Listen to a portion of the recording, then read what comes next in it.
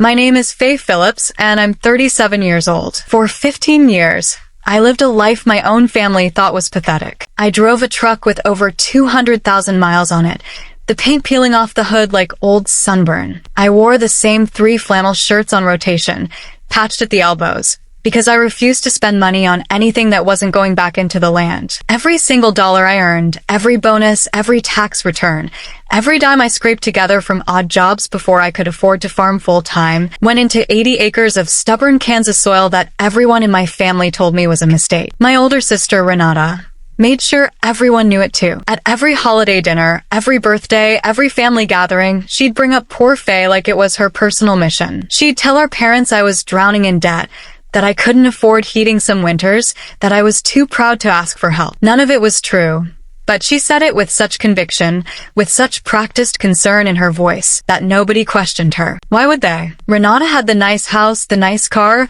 the husband with the corporate job. I had dirt under my fingernails and a truck that backfired when it started. My parents believed every word. To them, I was always the dumb one, the daughter who threw away a decent office job to go play farmer in the middle of nowhere. My father used to say it right to my face at Thanksgiving, shaking his head like I was a lost cause. Some people just don't learn, he'd mutter, and everyone would nod along, including Renata, who sat there knowing exactly how much I'd actually built and said nothing. Because here's what none of them knew. That land wasn't just dirt. It sat on top of mineral rights nobody had bothered to survey properly in decades, and it bordered a stretch of highway that a logistics company had been quietly trying to expand into for 2 years. I didn't know any of this when I bought it.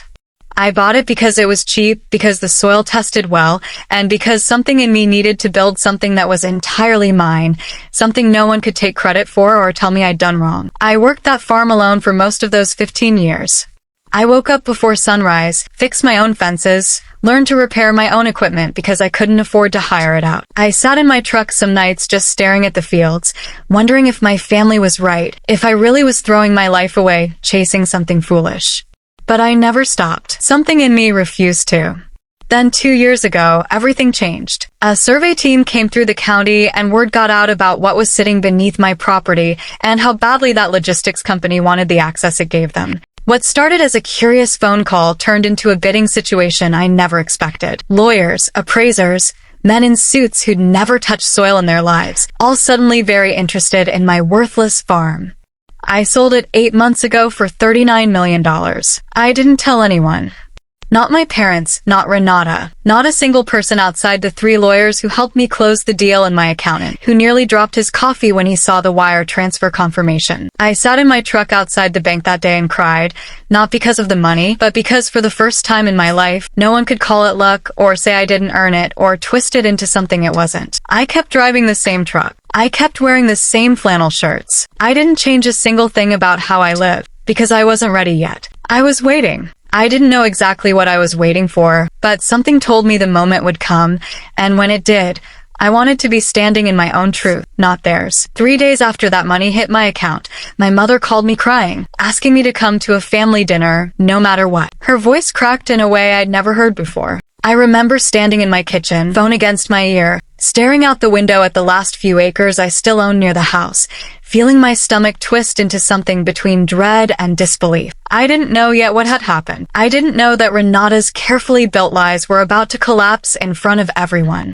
I didn't know that the family who called me the dumb one for 15 years was about to learn exactly who I really was, and exactly what she had done. I said yes to the dinner. I hung up the phone, sat down at my kitchen table, and for the first time in a long time, I let myself smile. What happened at that dinner changed everything.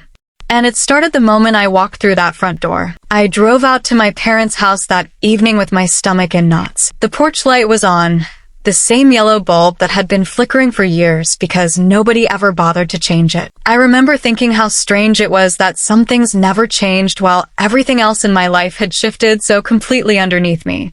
When I walked in, the tension hit me before I even took my coat off. My mother's eyes were red, like she'd been crying for hours. My father sat at the head of the table, jaw tight, staring at nothing. And Renata sat across from her husband, Desmond, her arms crossed, refusing to look at me directly. Something had already happened before I arrived, something that had cracked the calm surface of our family wide open. My mother finally broke the silence. She told me that earlier that week, Desmond had come across old financial records while helping Renata organize some paperwork for their accountant. Buried in those records were years of transactions. Transfers Renata had made from a joint account she and my parents had set up years ago to help cover what she claimed were my emergency expenses. Money my parents believed had gone to keep me afloat during hard years on the farm. Except I never once asked for a dime, and I certainly never received any. My father's voice shook as he explained it. For over a decade, Renata had been quietly pulling money from that account under the excuse of helping poor Faye, money that never came anywhere near me. She'd used it for renovations on her house, a boat Desmond had always bragged about buying with his bonus, vacations she'd posted about online while telling our parents she was too broke to visit because she was helping cover my bills. She built an entire narrative around my supposed failure to hide her own spending, and it worked because nobody ever thought to ask me directly.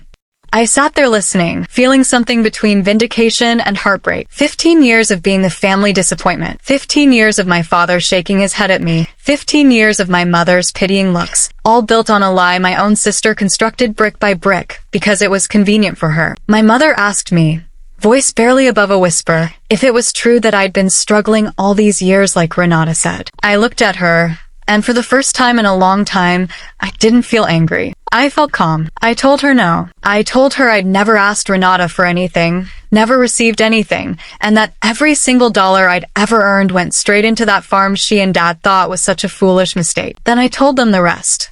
I told them about the survey team, about the mineral rights nobody bothered to check, about the logistics company that needed access to my land so badly they were willing to pay almost anything for it. I told them I'd sold the farm 8 months ago.